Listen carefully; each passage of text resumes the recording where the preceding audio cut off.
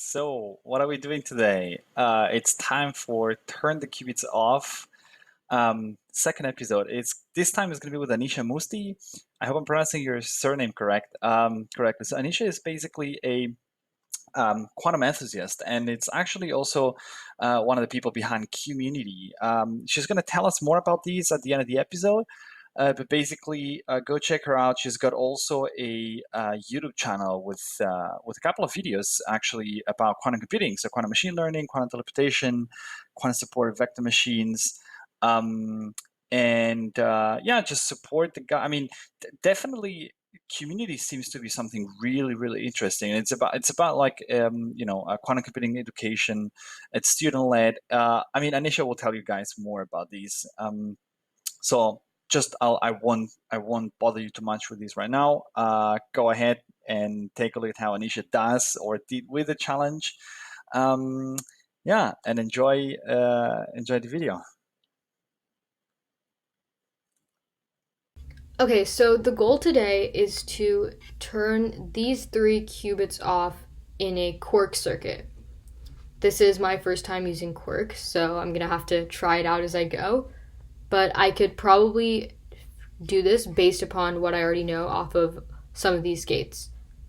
Okay, so these three qubits are all in a 50-50 state right now, and we don't know if they're off or on, which we can try to guess based upon the gates. We can start with the probes right here. These are the controls and the anti-controls. I don't really know what these do. We can just try them on. Okay, that turned these two off. Just turn this one off. Okay, so it either turns this or these two off. Doesn't turn all three of them off. Okay, we could try applying some other gates to it. See, Z gate, Hadamard gate. Okay, it's not really doing anything with any of these other gates. Okay, we could probably just try. We could all, since they're in a 50-50 state, if we apply a second Hadamard to it, that should turn it off. Okay, yeah, that worked. Do it to these bottom two. Like, also not working. Okay, so we know this is already off. We can keep that there. So these two are either in an off or an on state. If they're in an on state, the Z gate should turn them off. Okay, the Z gate did not do anything there. So they're definitely in an off state, which we can do a control not gate to see if that'll turn them off. This is the control. Oh, okay, this is the control not gate. Awesome, that turned this one off. This one should be off as well. So we can try to apply another control not gate there. That didn't do anything. Okay, we can remove that. So this is just in a normal 50-50 state. Try not the Z gate, the Y gate, not doing anything. The Hadamard, okay, yeah, so the second Hadamard here turned that off, just like it did up here. And that's it. The circuit might be able to be more efficient. It's only 3 qubits and they're both in a 50-50 state. Could probably do it in 2 blocks, but this worked. Hi, I'm Anisha Musti, and I am a quantum developer. I'm also the CEO and co-founder at an organization called Community.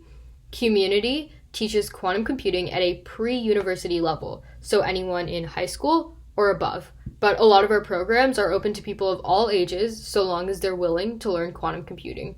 We host workshops, hackathons, and classes, and we make sure that we are bringing in top professionals in the field to lead each and every one of them to give the best learning experience. Our goal overall is to make sure that each young individual has the resources to learn quantum computing on their own, and we give them the community and the support to back them up. You can check us out at community.tech, and all of our events are free, so make sure to sign up for them yourselves or tell someone who you think wants to learn about quantum computing about it. She did pretty well, right? I hope you liked it. I hope you enjoyed it. Yeah, basically check her out. Check Anisha out. Her YouTube channel is in here.